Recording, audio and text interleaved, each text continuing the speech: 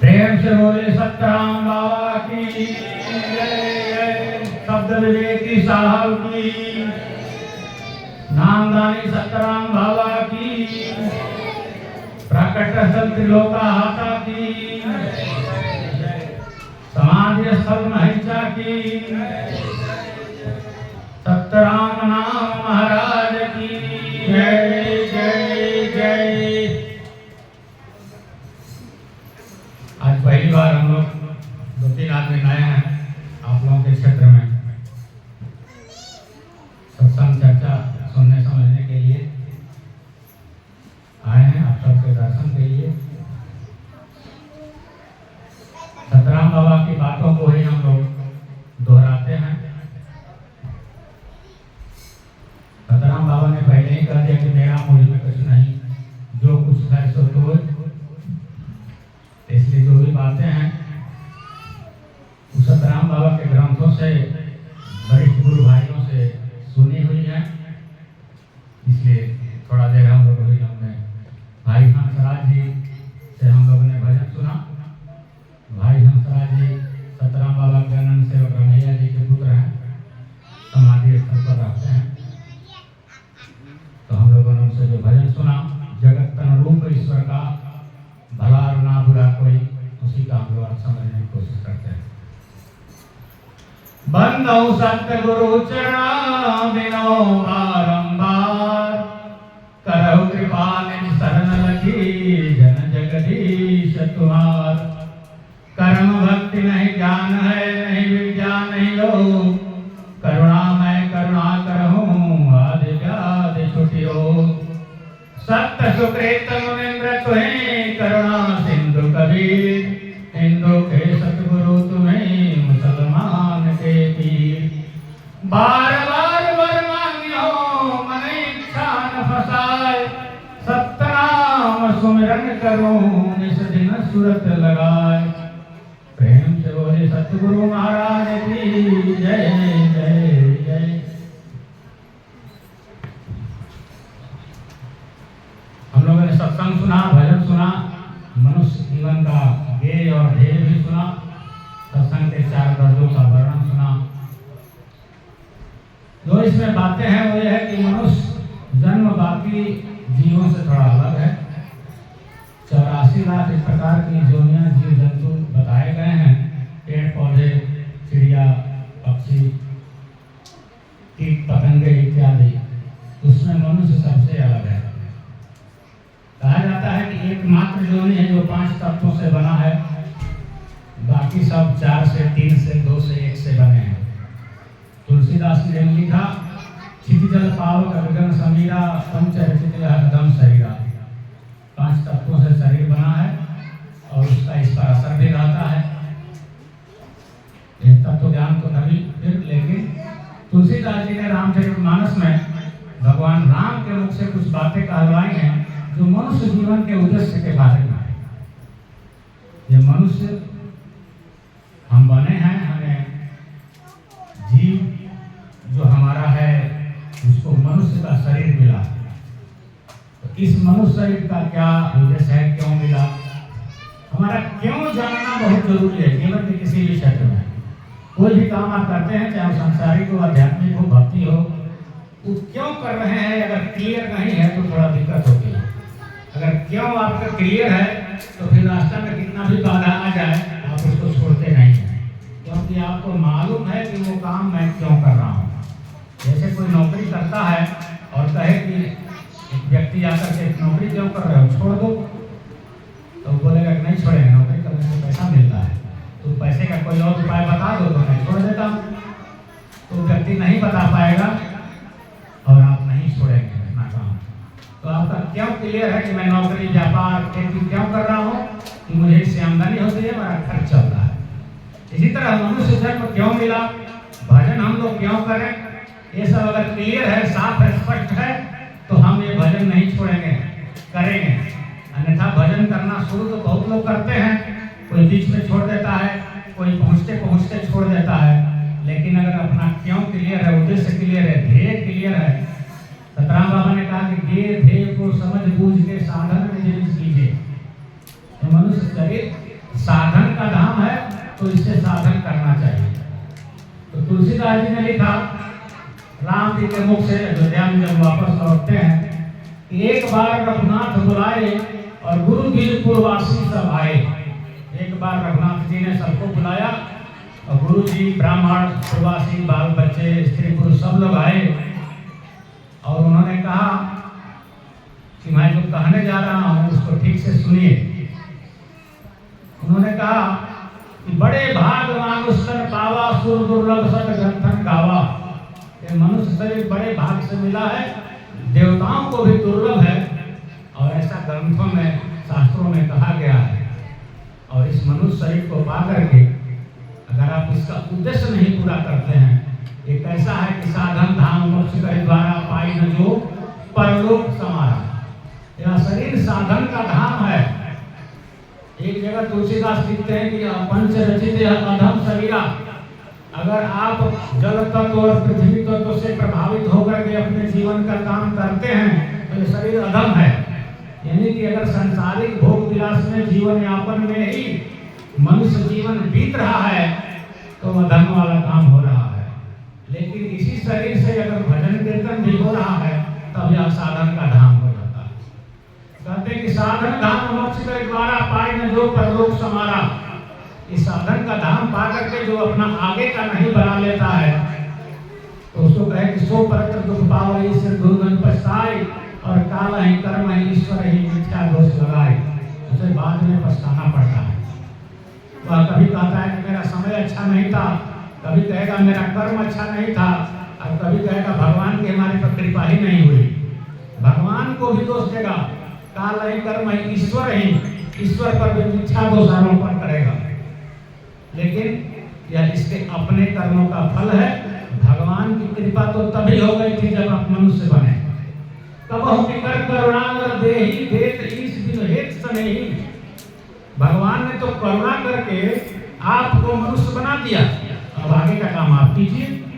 मनुष्य जब आप बने तो आपने बुद्धि है, विवेक है, सोचने समझने की क्षमता है, सत्संग में जा सकते हैं, सत्संग सुन सकते हैं, समझ सकते हैं, सतगुरु के पास जा सकते हैं, उनकी शरण में शरणागत कर सकते हैं, नाम दान ले सकते हैं, भजन कर सकते हैं।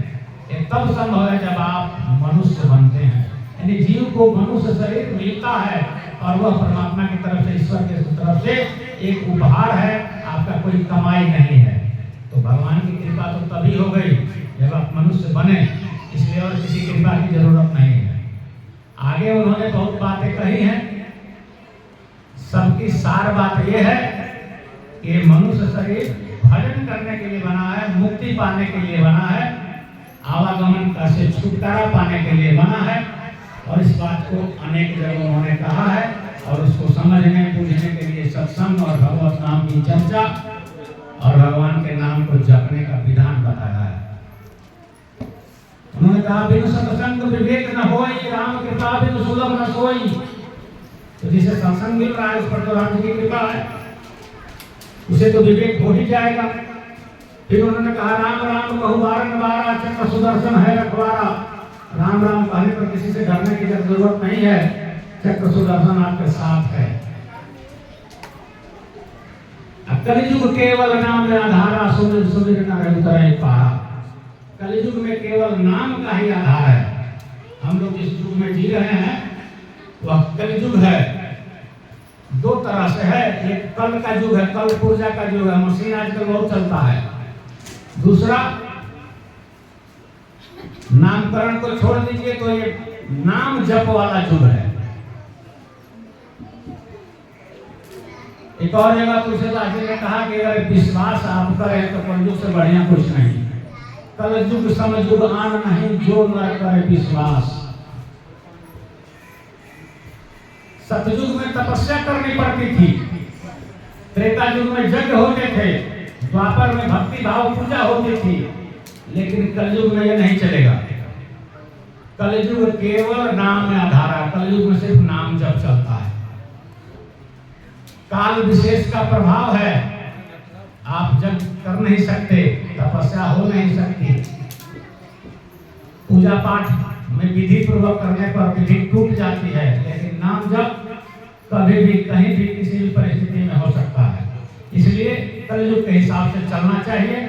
और कलयुग में जो संतों ने बताया है वो है नाम का सुमिरन, नाम का भजन, नाम का कीर्तन, अनेक बातें बताई गई है। जैसा डॉक्टर साहब से आप लोगों ने सुना कि वचन से, मन से, श्वास से और सूरत से।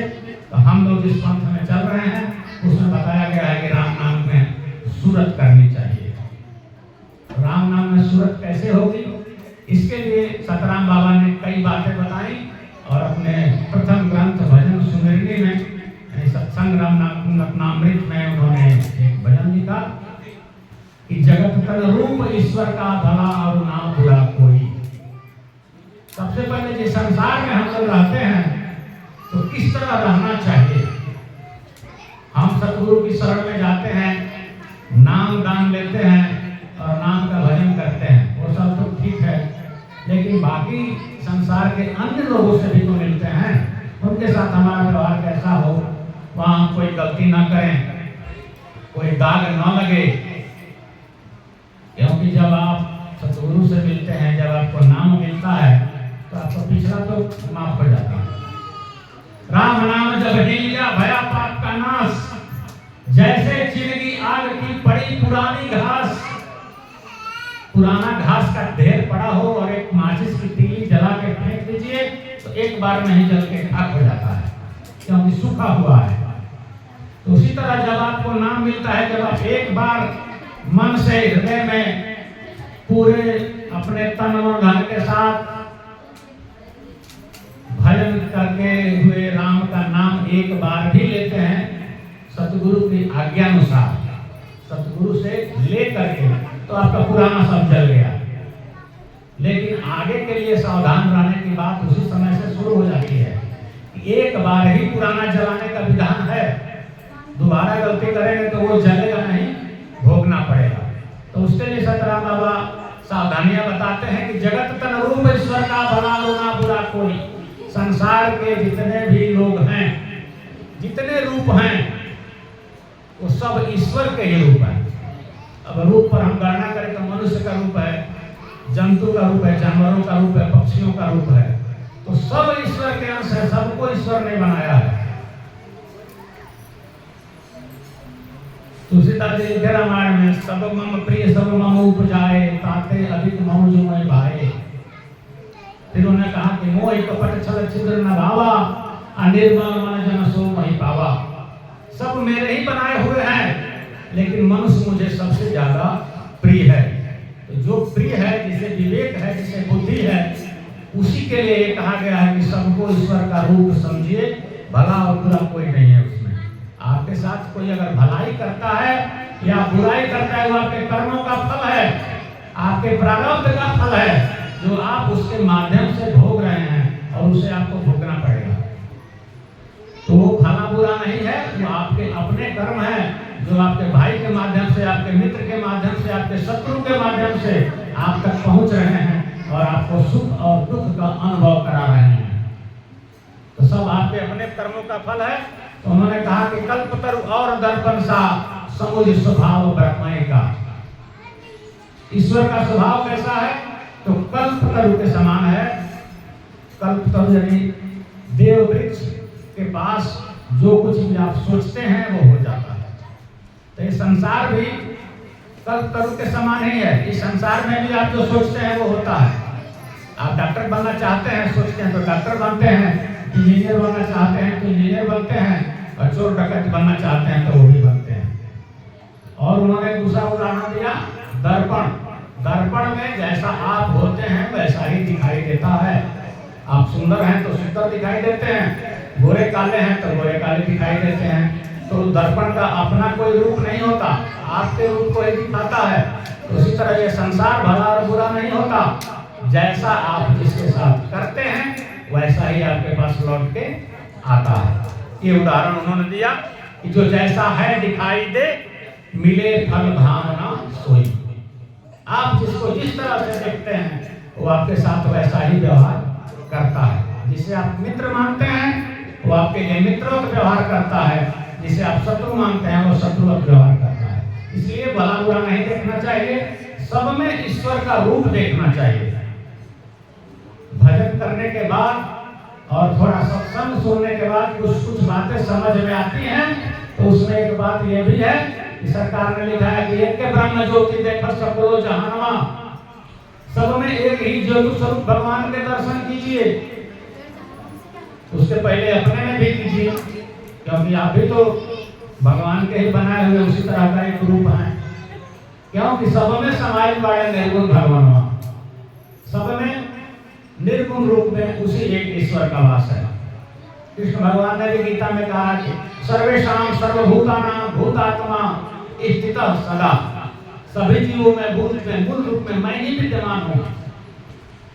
तो इसलिए सब में ईश्वर का वास है, तो सब में ईश्वर को देखिए और जिस तरह की भावना आप करेंगे उस तरह का फल आपको मिलेगा। सतराम बाबा उसका उदाहरण देते हुए कहे कि जनकपुर रंग भूमि में लखन संग राम जब आए, सभी निज भावना देखे फलाफल शुभ अशुभ होए। उदाहरण के रूप में उन्होंने राम विवाह का उदाहरण दिया कि जब सीता स्वयंवर जनकपुर में हो रहा था और राम जी जब धनुष तोड़ने के लिए आए तो उन्हें सब लोगों ने देखा। तो किसने देखा? जनकपुर के लोगों ने देखा, नर नारियों ने देखा, जवान और बूढ़ों ने देखा, सीता जी के माता और पिता ने देखा, सीता जी ने देखा, सीता जी की सखियों ने देखा, सीता जी से शादी करने की इच्छा लेकर आए राजाओं ने देखा, और कुछ राक्षस भी वहां आए थे उन्होंने भी देखा, और संत महात्मा भी आए थे उन्होंने भी देखा, और देवगण भी आए थे उन्होंने भी देखा। तो सभी निज भावना देखे फलाफल शुभ अशुभ होई। तो सभी अपने अपने भावना से सबने उनको देखा। तो फल किस तरह का हुआ? दो तरह का, किसी के लिए शुभ हो गया और किसी के लिए अशुभ हो गया। तो भाई भगवान तो किसी का बुरा नहीं चाहते हैं, उन्होंने कुछ कहा भी नहीं, तो फल क्यों अशुभ हो गया? तो पहले शुभ वाला सुनते हैं। जनकपुर के लोग चाहते थे कि सीता जी का विवाह रामचंद्र जी से हो, वैसा ही बाद में हुआ। तो उन लोगों के लिए वो फल शुभ हुआ। सीता जी चाहती थी कि हमारा विवाह राम जी से हो। सीता जी के माता पिता चाचा चाची और उनके गांव के लोग, उनकी सखियां भी चाहती थी कि हमारा विवाह, इनका विवाह राम जी से हो। जनकपुर की कुछ सखियां चाहती ये सोचती थी कि हमारा भी विवाह राम जी से हो जाता तो अच्छा रहता, हमें भी ऐसा ही वर मिले। लेकिन एक ही हो सकता था। तो उन लोगों को कहा जाता है कि अगली बार कृष्ण जन्म के समय गोपी रूप में वो लोग प्रकट हुई और सबने कृष्ण को अपने पति के रूप में माना। सबकी अपनी अपनी शादी हुई थी, लेकिन वो मालिक श्री कृष्ण को ही मानती थी। तो उनके लिए भी शुभ हुआ, जनकपुर के लोगों के लिए शुभ हुआ, देवताओं के लिए शुभ हुआ, संत महात्माओं के लिए शुभ हुआ। लेकिन जो राक्षस वहां आए थे उन्होंने देखा, राजाओं ने देखा, तो राजा लोग हार मान के बैठ गए, बोले कि ये तो महाराज है, सम्राट है, इसके आगे हमारी नहीं चलेगी, सीता जी का विवाह तो लगता है कि इसी से होगा। तो वैसा ही हुआ। कुछ राक्षसों ने सोचा कि ये महाकाल है, ये हमें मार डालेगा। सबको राम जी अलग अलग रूप में दिखाई दिए। राक्षसों को महाकाल के रूप में दिखाई दिए, सीता को वर के रूप में दिखाई दिए, बड़े बूढ़ों को छोटे बच्चे के रूप में दिखाई दिए, युवतियों को वर के रूप में दिखाई दिए, देवताओं को प्रभु के रूप में दिखाई दिए, ईश्वर के रूप में दिखाई दिए, और राक्षसों को काल के रूप में दिखाई दिए। तो राक्षसों के लिए फल अशुभ हो गया। एक ही व्यक्ति, एक ही समय, लेकिन जैसे जिसने जैसी भावना की उसको वैसा फल मिला। किसी को महाराज जी कहे कि सभी निज भावना देखे, यानी अपनी अपनी भावना से देखा और फल अच्छा और बुरा हो गया। तो हम संसार में जिस तरह से जिसको देखेंगे वो हमारे लिए वैसा ही अच्छा या बुरा बनेगा। आगे उन्होंने कहा कि ये संसार कैसा है, तो उन्होंने एक उदाहरण दिया सिनेमा घर का। सिनेमा आप लोगों ने देखा होगा, सिनेमा हॉल में जाकर के कि सिनेमा घर एक दुनिया है, वो पर्दा ब्रह्म ज्योति पर। सिनेमा घर है ये दुनिया, संसार जो है सिनेमा घर के समान है। इसमें आगे एक पर्दा लगा हुआ है, और उस पर लाइट पड़ती है, ज्योति प्रकाश पड़ता है, लेकिन वो प्रकाश को चलाने वाला कौन है? पर्दे के पास बैठा हुआ नहीं है, वह पीछे बैठा हुआ है। लाइट मैन, मशीन मैन जो होता है, कैमरा मैन, वो पीछे बैठा हुआ चला रहा है। तो उन्होंने कहा कि जो चित्र माया है निरंजन बाजीगर कोई, ये संसार सिनेमा घर है और उस पर्दे पर जो लोग दिखाई देते हैं हीरो हीरोइन, वो क्या है कि सभी संसार की जोड़ियां हैं और उसको चलाने वाला भगवान निरंजन है, उन्हीं के हाथ में है। जब वो जैसा चाहेंगे वैसा दृश्य पर्दे पर आता है। कभी गाना आता है, कभी मारपीट आती है, कभी लोग हंसते हैं, कभी रोते हैं, सिनेमा के पात्र अपने बताए हुए अभिनय को करते हैं। तो उसी तरह ये संसार के जितने लोग हैं, जितने जीव हैं, उसका चालक, उसको चलाने वाले परब्रह्म निरंजन भगवान है, नहीं चला रहे। हम लोग केवल कठपुतली हैं और जैसा वो चलाते हैं वैसा हम लोग चलते हैं। तो कैमरे का जो कंट्रोल है वो उनके हाथ में है। वो पर्दा, ये संसार है, इस पर लोग चल रहे हैं और चलते रहे। इसमें हमारा अपना कहने का मतलब ये है, इसमें आपके हाथ में कुछ नहीं है। हम हंस रहे हैं या गा रहे हैं, ये ईश्वरीय विधान है। हम सत्संग सुन रहे हैं और सत्संग बोल रहे हैं। कुछ लोग अभी टहल रहे होंगे, कोई ट्रेन में होगा, कोई हवाई जहाज में होगा, कोई किसी होटल में बैठा खा रहा होगा, कोई मारपीट कर रहा होगा। ये ईश्वर का विधान है। तो जिसको सत्संग मिल रहा है उसको तो ईश्वर की विशेष कृपा है। तो सबको वही चला रहे हैं और सिनेमा की पर्दा की तरह, पर्दा पर चलने वाले चित्र का अपना कोई बस नहीं होता। उसी तरह हमारा इस संसार में अपना कोई बस नहीं है। हमारे बस में सिर्फ एक बात है, वो है भगवान के नाम का भजन करना, राम नाम का भजन करना, राम नाम में सूरत करना, राम नाम में ख्याल करना। क्योंकि ये शरीर उनके अधीन है।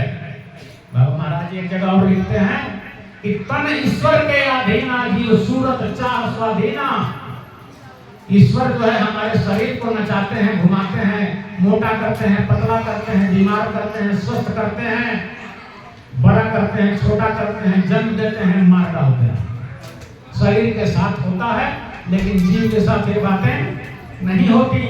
महाराज जी कहे शरीर ईश्वर का अधीन है, जीव रूप में आप स्वतंत्र हैं, सूरत करने का स्वतंत्र है, राम नाम भजने की आप स्वतंत्र हैं। रामे कहे सिमोनी जिकाना, कहे कबीर ये मरण बखाना, अपने कहिए अपने सुनिए, ये मरण की बात है और ऐसा करना चाहिए। इसके लिए हर जीव स्वतंत्र है। शरीर तो ईश्वर के विधान के अनुसार ही चलेगा। तो उन्होंने कहा कि तजो भ्रम भावना भाई, इसी से गर्भ में आता, जन्मता और मरता है, करे सुख चाहना जोई। इस संसार में आप जन्मते हैं, मरते हैं, गर्भ में आते हैं, दुख सुख पाते हैं, इसका कारण आपकी भावना है। कौन सी भावना? भौरम वाली भावना, सही भावना नहीं। क्यों? अभी हम लोगों ने डॉक्टर साहब से सुना कि आपने उनको मान लिया है मालिक जो थोड़े से के मालिक हैं, जो सबके मालिक हैं उनको आपने नहीं माना। जब संत कहते हैं कि दुर्लभ सत ग्रंथन गावा, मनुष्य का शरीर देवताओं को भी दुर्लभ है, जो हमसे जिनको दुर्लभ है, देवन ही चाहत मन माही, मानुष हो भव सागर तर जाही। सभी देवता देवी ये कामना करते हैं कि एक बार मनुष्य होते, हम भी भव सागर से पार हो जाते, क्योंकि सब विधान के अनुसार है, पद है। भरत न हो प्रबोध समा विधि हर पद पाई। विधि यानी ब्रह्मा जी, शंकर भगवान और विष्णु जी सब पद धारक हैं और पद एक समय तक ही रहता है। संसार में भी लोग पद पे बैठते हैं, कलेक्टर एसपी बनते हैं, 60 वर्ष में रिटायर हो जाते हैं। तो उसी तरह वो लोग भी पदधारी हैं।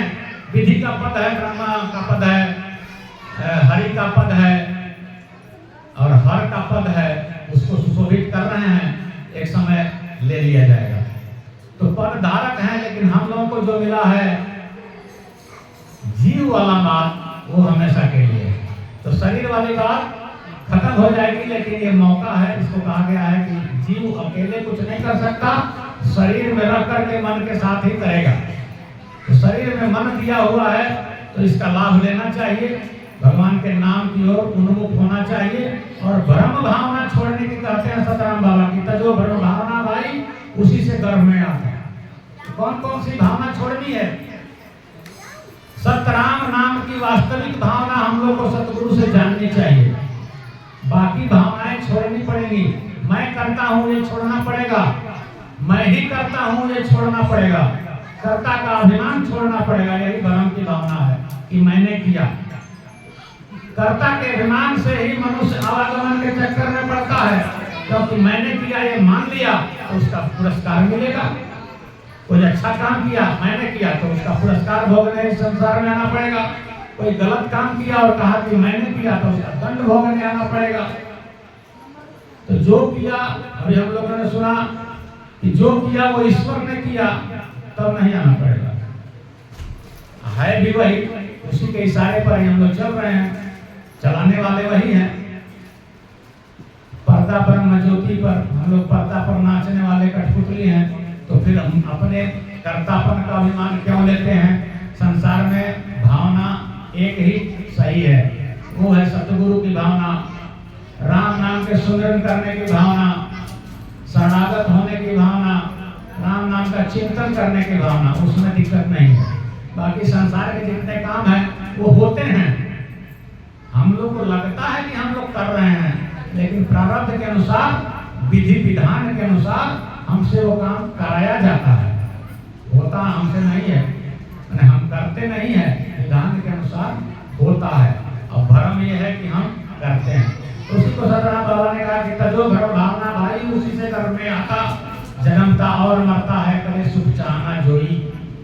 जो सुख की चाहना करता है कि हम ये इतना चीज खा लें, इतना रुपया जमा कर लें, अगर उतना नहीं जमा कर सका तो काम बाकी रह गया ना, उसको पूरा करना फिर आता है। इसलिए सुख जो है मालिक के नाम में है, संसार में नहीं। संसार के काम में सिर्फ दुख है। ये दुखालय है, इसका नाम ही मृत्यु लोक है। जिस देव खंड पे हम लोग रहते हैं ब्रह्मांड के, उसको मृत्यु लोक कहा गया है। सबको मरना है। तो जब मरना है तो सुख कहाँ है? सुख तो वहाँ है जहाँ बात हमारी इच्छा के अनुसार हो, हमारी चाहना के अनुसार हो। लेकिन यहाँ सब कुछ हमारी चाहना के विपरीत होता है। हम बीमार पड़ना नहीं चाहते लेकिन पड़ते हैं। हम कोई दुख में नहीं पड़ना चाहते लेकिन दुख भोगना पड़ता है। हम दुख में नहीं जाना चाहते लेकिन जाना पड़ता है। तो ये दुखालय है, यहाँ सुख की कोई गुंजाइश है नहीं। सुख मालिक के नाम में है। तो जो जीव मालिक के नाम में लगा है वो सुख पाता है। कहते हैं कि कहे जगदीव जी संजीव दर्शक, विकारे वो विषय छाड़ो। जीव दर्शक सतराम बाबा हैं। जीव को वही देखते हैं। उन्होंने ही बताया है कि तुम जीव हो। हम लोगों ने तो माना है कि हम शरीर है, हमारा एक नाम है, हम फला जगह रहते हैं, हम फला जगह जा रहे हैं, हम पटना में रहते हैं, मल्लीगढ़ में आए हैं, मेरा नाम ये है, इनका नाम ये है, उनका नाम वो है। तो हमने तो अपने को शरीर मान रखा है। लेकिन सतराम बाबा ने हमने जीव देखा और कहा कि तुम जीव हो, देह नहीं, तुम जीव हो भाई।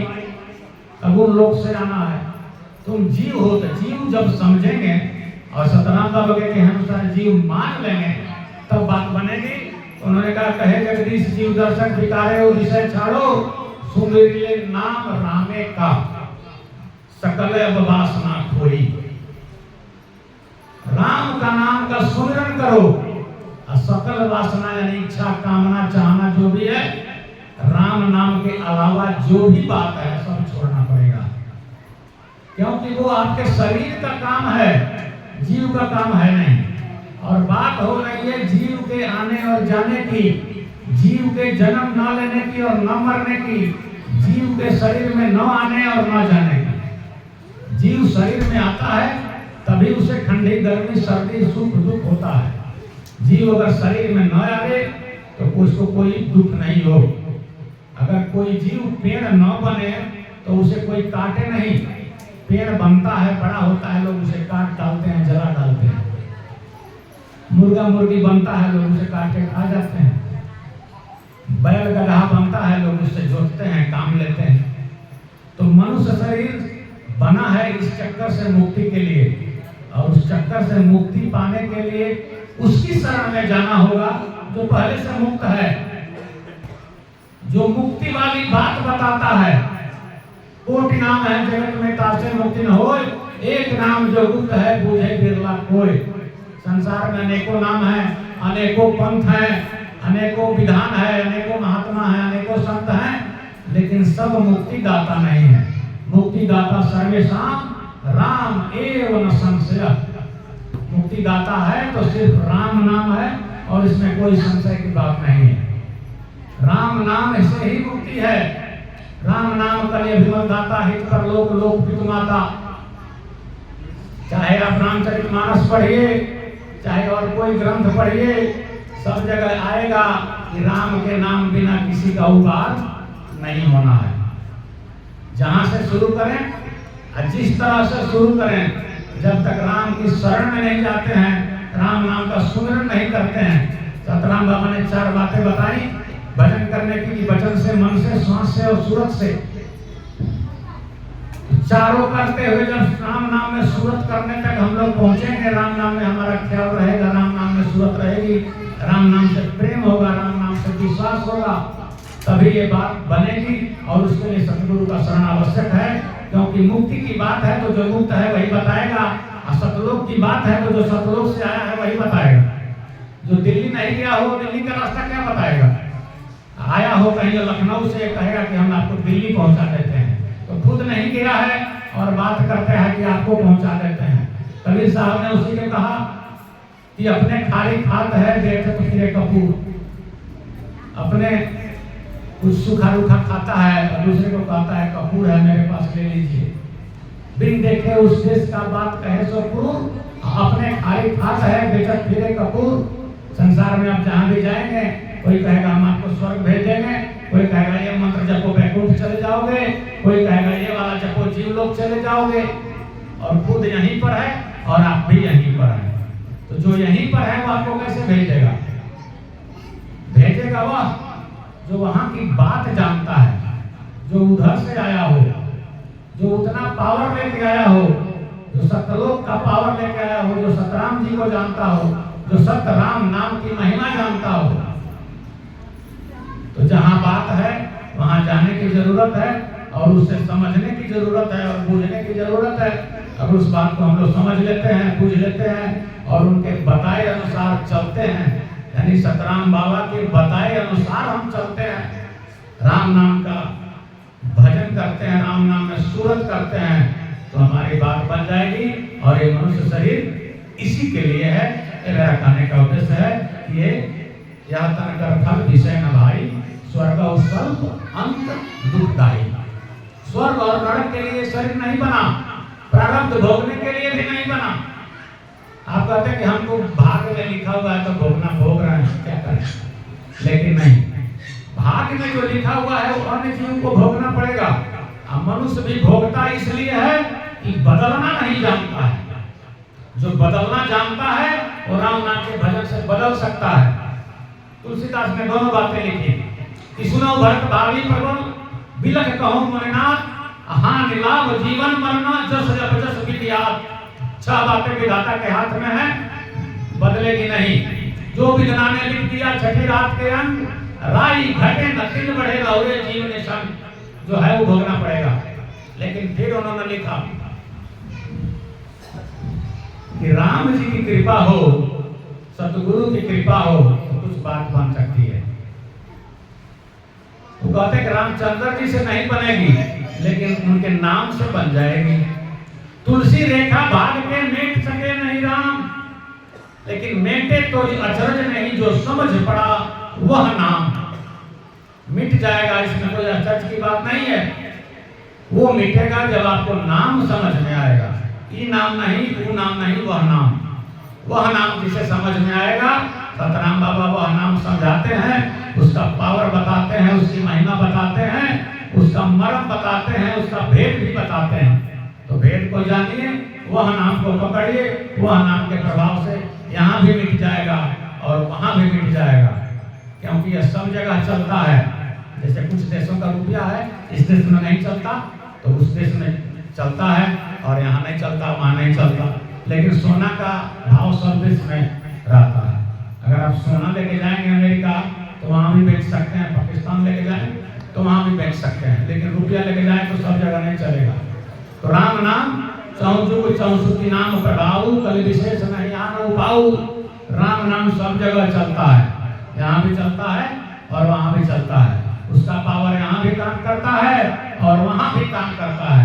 इसलिए नाम की शरण में जाइए और नाम को जमा कीजिए और नाम से जुड़े रहिए, नाम का ही भजन कीजिए, नाम से प्रेम कीजिए, नाम पर ही विश्वास कीजिए, नाम का ही स्मरण कीजिए, नाम का ही चिंतन कीजिए और नाम में ही लगे रहिए। इसी में कल्याण है और इसके लिए सतगुरु महाराज ने जो आदेश किया उसका पालन हम लोग करें और इसी से जीव का कल्याण संभव है। बोलिए सतगुरु महाराज की जय जय जय, सतराम बाबा की जय।